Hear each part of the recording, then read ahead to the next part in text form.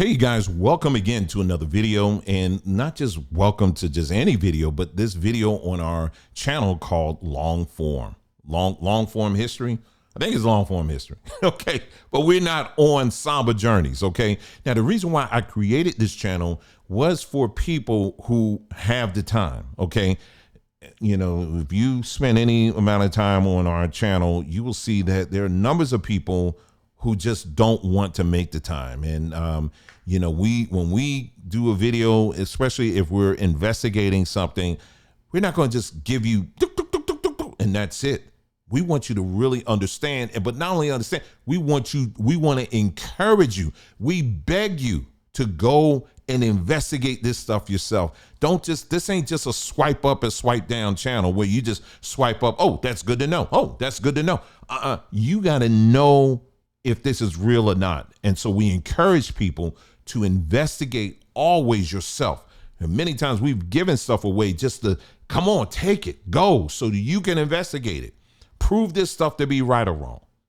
And so that's what we've done. But unfortunately, on platforms like YouTube or just period, a lot of people just don't want to make the time, you know? And so, but that's not everybody, thankfully. So what we did was we created this platform as a way for people who do have the time.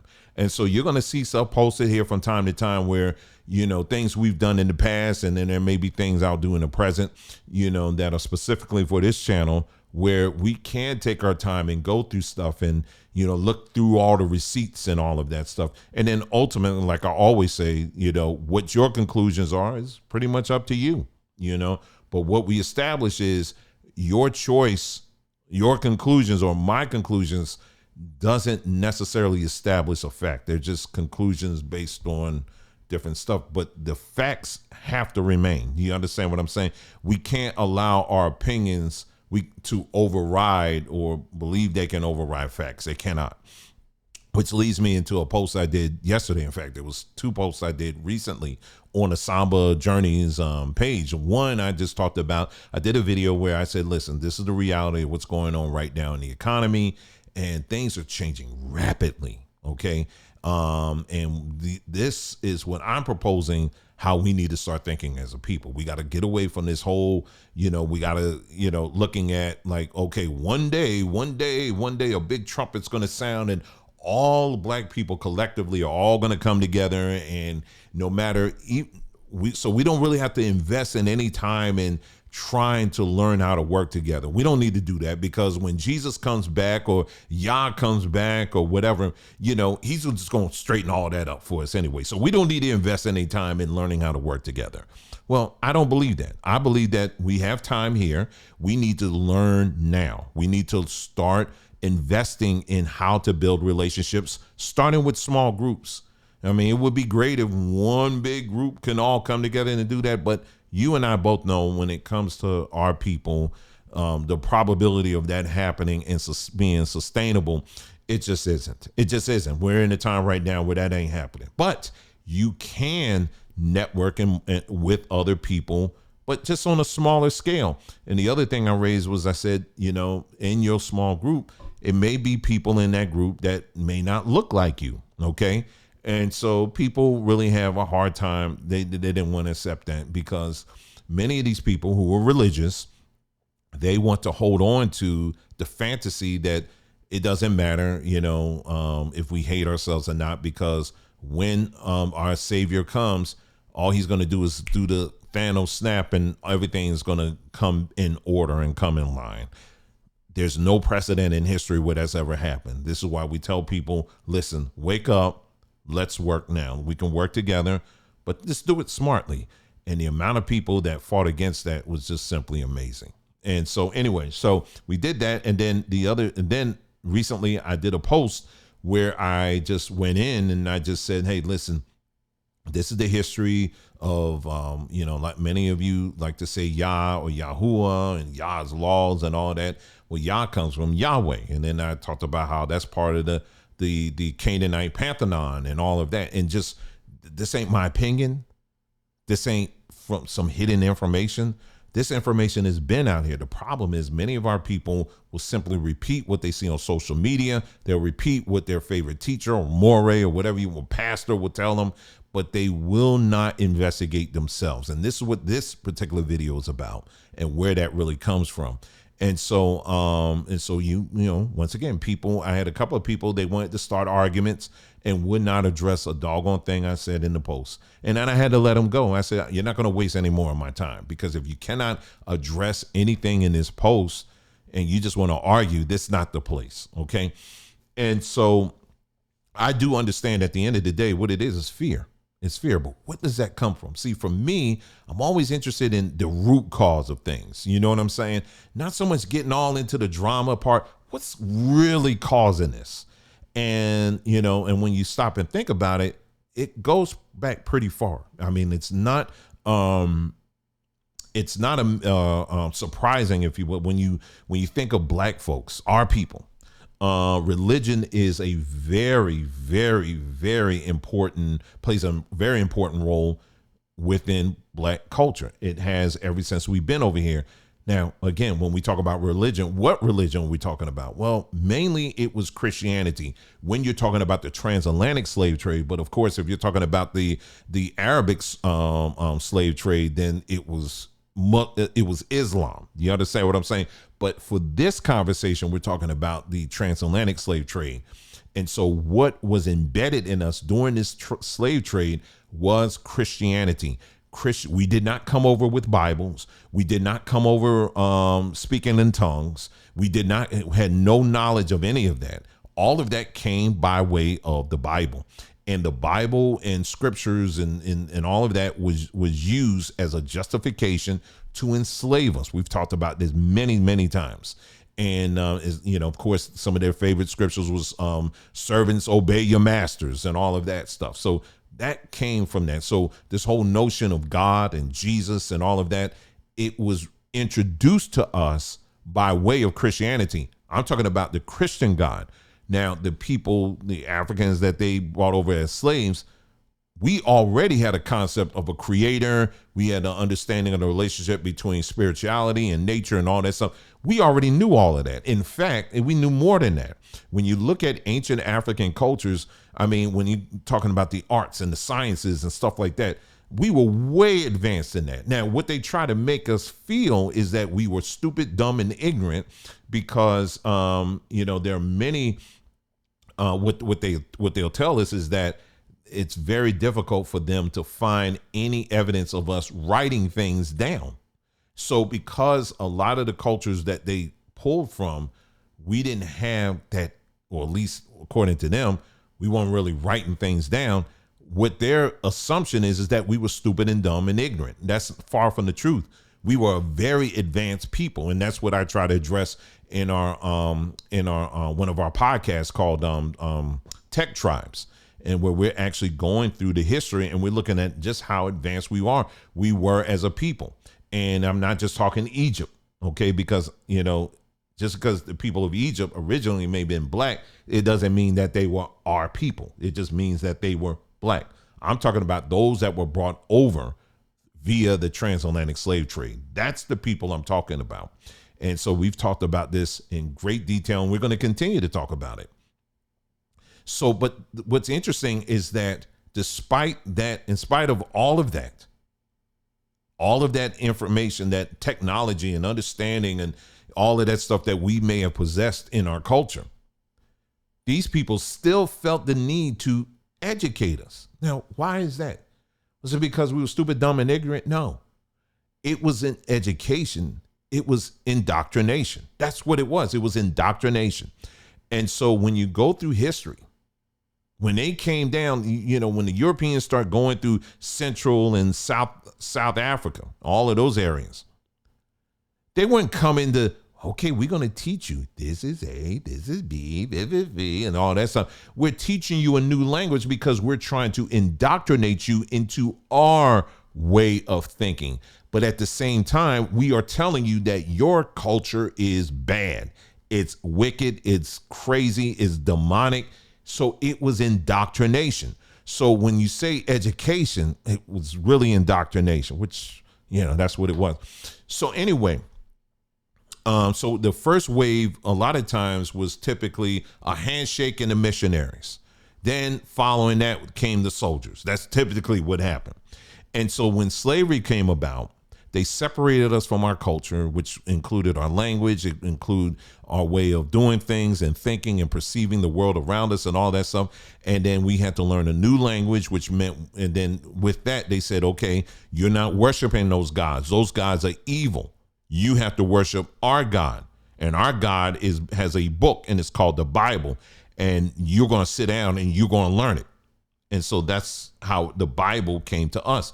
This is why it just really I shake my head at every time when I sit down and I listen to many of our people who believe that the Bible is something that fell out of the sky and came in your hands. But I will always ask this question over and over and over and over and over and over and over and over and over and over and over and over and again to our people and say, how did you get the Bible? It's a simple question. They will never answer it.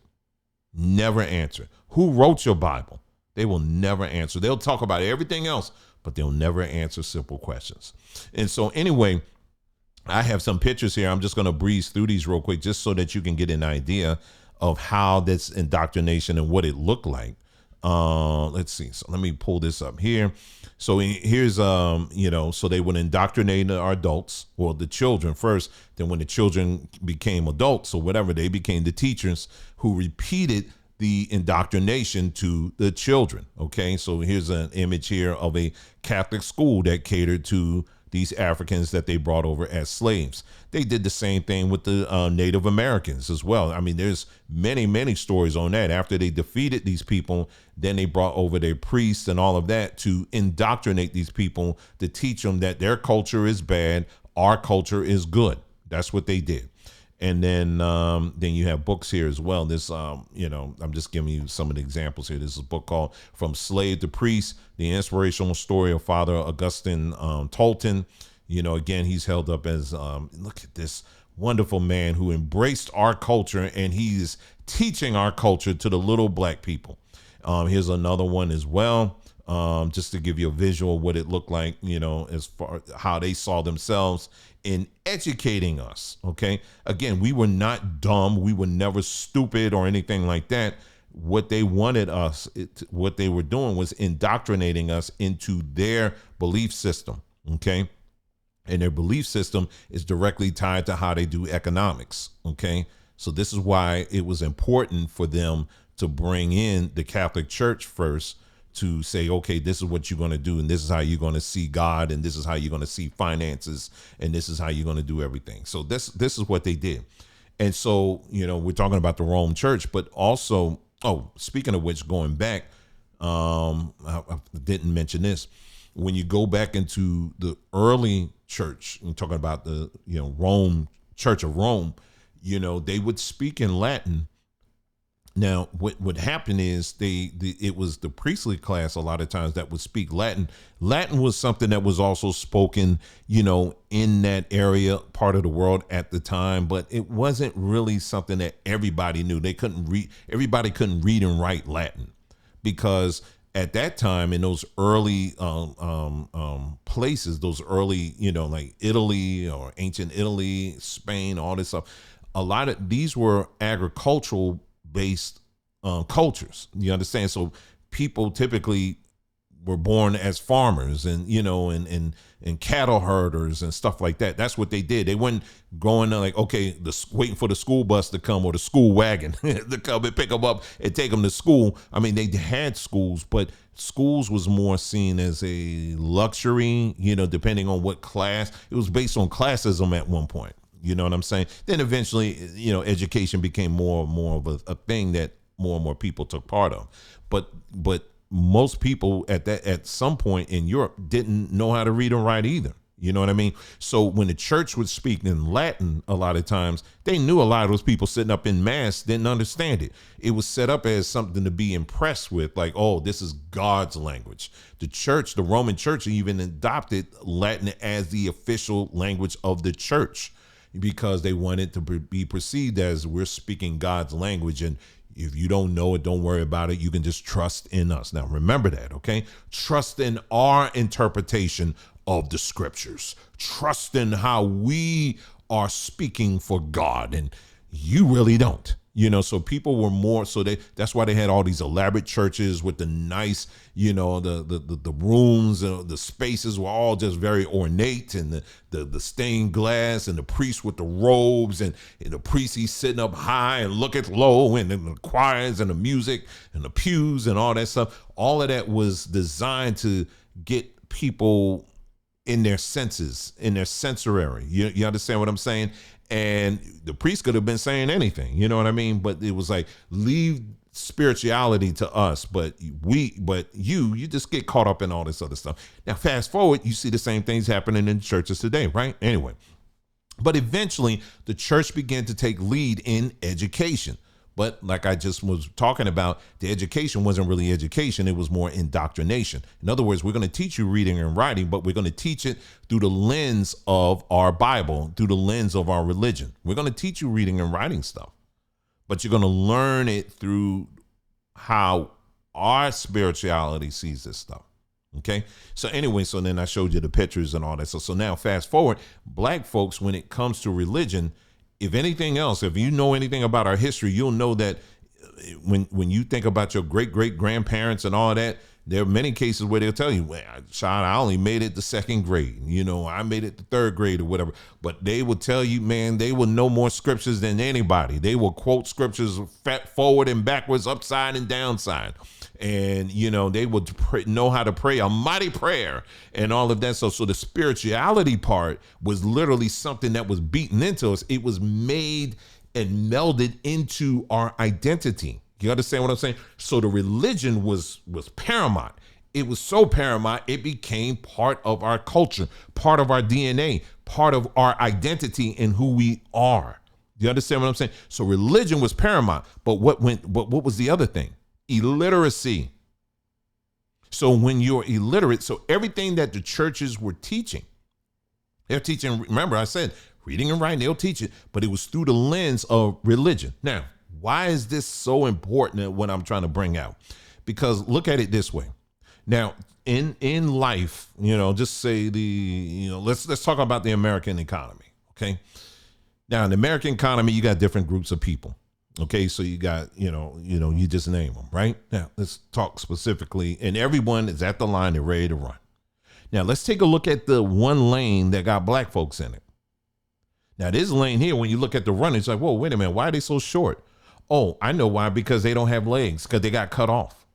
Well, that's what religion does. So the guy says, ready, 3, 2, 1, shoots the gun, right? Everyone takes off. But the black folks, can we get to point A to point B? Yeah. But the struggle is real, ain't it? I mean, have you seen people who don't have legs and they're moving about? After a while you get used to it, but they don't necessarily move as quick as someone that got legs, right? So every little thing becomes a victory. Everything. Every little thing. You've been in churches, some of y'all at least, you've been in churches and you listen to testimony time and the testimonies. You ever hear some of the testimonies? It's like this. I was praying that I would get the light bill paid. And God came through. Hallelujah. And it becomes this huge thing. The organ. I was praying that I would get home after this rain or whatever. And God came through. I was praying for just some groceries for the day. And God came through. So it's like these little things. What religion has taught us is to celebrate and to rejoice in the tiny things. There's nothing wrong with that. But let's look at the rest of the runners. What are their testimonies? Oh, well, today I just closed on a multi-million-dollar deal, with 240 acres of land, and we're going to build some houses, and we're going to build some banks and some grocery stores and all of that. And the houses, we're going to build a development where they're houses, but we're going to convert them into rental units. And that's going to be just income that's always coming in. And, then, we're going to pass it down to our children and all of that stuff. And, what are you doing over here? Well, we developed we're looking into, we're going to build a whole university. And then in this university, we're going to teach people about science. It's going to specialize in science and engineering. And our goal is to develop to really get into this AI thing and really develop this, not so much for our people to participate in it, but actually to be leaders in it, to see around the corner on it so that they don't feel threatened by this technology. Instead, they see that they can really lead in this technology. Okay, what are you doing over there? Okay, well, we're getting into mechanics. We're looking into developing machinery that can work in these different things. So it goes down the list. So when you listen to these people and what they're doing in their testimony time, it's a little bit different, ain't it? It's much different. Their testimony time is they're making huge strides, right? In real things. I mean, big, big things. But black folks, it's just tiny stuff. That's what religion does. Again, I'm not saying, quite frankly, you should be grateful for the little things and the big things. But the problem is that what religion has taught us is that only thing that you deserve and only thing that's entitled to you are the little things, not the big stuff. And then if something big comes, whatever. And so it's reprogrammed us into what is big and versus what is little. So big to us is getting the light bill paid. Do you understand what I'm saying? But this is what religion has done. Do you understand what I'm saying? And so this is why they have pressed religion on us so hard. So it changes our perspective on things. You understand what I'm saying? Now, when someone is, one of the things that the church has done, and I got this right here. So you know how you got churches that have bookstores, right? That's been a thing for a while, because someone may say, well, the church has pushed literacy. You're right, it did. But the literacy, the things they wanted you to be literate about are books that agree with their narrative. Very important what I'm about to say. The books that all throughout history, the books that they were pushing were books that agrees with their narrative. They're not going to have books in a Christian bookstore that goes against the narrative. Okay, that ain't happening. It's only books that agree with their narrative. Because if you put something in there that doesn't agree with their narrative and actually challenges their narrative, well, that ain't, you just not a believer. You're a distraction and all of this stuff. But challenging something doesn't mean that you want it destroyed. It just simply means, hey, listen, let's look at it this way. Why can't we look at it this way? When you're challenged, it makes you grow. We're okay with. We can watch football, we can watch basketball, we can watch sports all the time and see these two opposing teams challenge each other all the time. We're on the side like, yeah, and we will pay big money to watch people get challenged. But when it comes to the Bible, we run from challenge. We don't want to be challenged. It just kind of fall in line, and that's it. Don't you dare question anything. You understand what I'm saying? So anyway, the mixture of low literacy. So when I talk about literacy, so now let's talk about today, what's happened. So now with social media and the internet, what has happened? Now you got people who, it's more visual. Do you understand what I'm saying? In other words, it's got to be within 60 seconds. If you're going to tell me something, it's got to be in 60 seconds. If you're going to tell me something, it's got to be in 15 seconds. I'm not going to read anything. No, that's too much to read. That's too much. I ain't trying to read all that stuff. You got to give it to me in small little bites because I ain't going to read anything other than that. So now you really got a situation where people are reading less. Do you understand what I'm saying? Unless, of course, like I said, again, it's appealing to something it's like garbage. You know what I'm saying? Things that's not constructive at all. You understand what I'm saying? So attention spans are getting less, and we can think a lot of that to social media and the internet and all of that, right? And so now this is what we are contending with right now today as it pertains to this illiteracy and religion. So you've heard the part where I just said what religion does. Religion basically tells you never, ever, ever, ever look at anything that contradicts what we teach. You don't read it. You don't look at it. It was a person I was just speaking to recently. I said, listen, all it takes you is 15 seconds to look this up. I mean, they were getting mad at me for what I posted. I said, look it up and verify it. That's all you got to do. This person was going back and forth with me and would not look it up. What is that? That's fear. That's what religion teaches you. If you step outside this bubble, you're violating the tenets of our religion, of the bubble. How dare you do that? If the only thing you're going to read are things that we approve for you to read, you are not permitted to look at anything else outside of this bubble. Because anything outside this bubble that challenges what's in the bubble, no, you going off now. You understand what I'm saying? So it promotes illiteracy. Do you understand what I'm saying? And this is why you got so many people that will not take the time, no matter what you present to them, and say, hey, listen, read this. Or what about this? What about this? If the other information is wrong, then prove it to be wrong. Instead of calling people names. Do you know how many religious folks have tried to send me to hell and say that, you're standing in the shadow of God's judgment? See, that's what religion does. Religion teaches you don't read. For the people who are readers, the people who are investigators, you are to call them this, that, or whatever. When you think in history, the church used to do something similar to that. You remember the witch hunts? Yeah, they would do the same thing. So if you didn't fall in line, if you didn't fall into a certain category, they'll say, oh, you witching, you're practicing witchcraft. And this is what we're seeing today being played out right now. If you dare question anything that's being taught within the bubble, then you're categorized as being whatever. And then what the church would do is that you ask people, okay, well, tell me exactly where I'm wrong.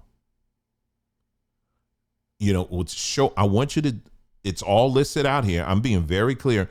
Point out exactly where I'm wrong. Well, according to Zechariah, no. Speak to me in English. Point out exactly where these historical facts are inaccurate. Show it to me. Well, according to Deuteronomy, show me the proof and the evidence that Moses and the Israelites actually crossed the Red Sea. Show me the evidence. There's archaeological evidence for everything else. Why can't we find that? Show me the evidence for that. Well, why are you asking for that? You just got to believe. You just got to believe. Stop asking for that. See, it's the what do they say? It's the heathen that want to see a miracle. What? I ain't talking about no miracle. I'm just simply talking about evidence. You understand what I'm saying? We got museums all over the world that are full of evidence. Why is it that these museums are absent of the stuff that your bubble teaches? Why is that? Religion discourages that kind of talk. So my encouragement to you again is many of you who are some of you at least are watching this, you're at a crossroads. Are you going to remain in your bubble? Are you going to allow religion to, don't you dare? Or are you going to begin to use the brain that your creator has given you to learn all of these things that are out here? And trust in the fact that everything you need is already inside of you. Meaning that you're not going to go to hell if you read a book. You understand what I'm saying? You have been given the mental faculties to be able to discern what is and what ain't good. You've been given a mouth to speak, but speak intelligently, not repeat what other people told you. Do you understand what I'm saying? And this is what we encourage on our platforms is we want people to take the time to investigate, but also speak with some level of intelligence. Because outside of your bubble, I'm telling you right now, everything that you're saying, it just doesn't, it doesn't stand. It will not stand. It was another video I did. What was it? The one with Miles Monroe. That one I did, Miles Monroe. And what he was saying, a lot of it was right on, and he was calling out how, Rome and Greece played a significant role in establishing the world that we're living in. And I said, including your Bible. The moment I said that, oh, the Bible ain't Greek and, Greek and Greece and Rome had nothing to do with the Bible. I was like, what? This guy's still trying to go back and forth with me on that. I said, Greece and Rome ain't nothing to do with the Bible. Bruh, where you think you got your Bible from? Your grandma? Your grandma didn't give you that Bible. That came from Greece and Rome. You ever heard of St. Jerome? You ever hear of some of these other people, that Tertullian? You ever heard of some of these other people? These are people that were part of the Roman structure and Greek. But your religion tells you, sit back, relax. Just sit back. I got a video, not video. This is where a lot of our people, we just sit back and just we just hold up your hands and just receive it. Just receive it. This is why the only books you see in the pew are two. It's the Bible and the hymns. You will never see any other books in there because they want you to be a people that simply repeats what's being given to you. It's time now for us to be a people that go beyond just simply repeating things, to being a people that investigates and asks hard questions. Listen, as I'm closing right now, it's not easy. I understand that. You know how many years my family has been in Christianity, only to find out that what we were being told wasn't actually historically true? Then we get into the Hebrew world and think we got it, and finding out that the errors in that as well. That's not an easy thing. It's not easy at all. It really isn't. But when you are, but if truth is something that you really are after, you don't care. I said, you know what? That may have been wasted time. Now I know at least those two ways. I don't need to go that way. You understand what I'm saying? So it's not really wasted time. You just learn two ways not to go in your pursuit of truth. That's how you have to look at it. So I hope you got something out of this video. I had to redo this video because our lovely cat was being a distraction here, but she's precious. But I hope you got something out of this. And I want you to see just how illiteracy, I hope you understand how illiteracy in religion has been a detriment to our people. Be a person that's literate, investigate, ask questions, you know what I mean? And for goodness sake, it's time to put away religion. It's time for you to put that away. That doesn't mean you got to put away your belief in a creator. I'm not saying that. Whatever what you embrace is you. You understand what I'm saying? But you have to make sure that your chosen theology or whatever, it in of itself, it doesn't replace the facts that we know. And we have to be brave enough to look at the facts as we know and then work from there. You understand what I'm saying? It doesn't make you less of a person. I say you're actually finding yourself, because now you're finding truth that you can use as a foundation to move on about in your life. You understand what I'm saying? So I hope you got something out of this. Thank you so much for tuning in. You guys take care, and I'll see you next time. Take care now.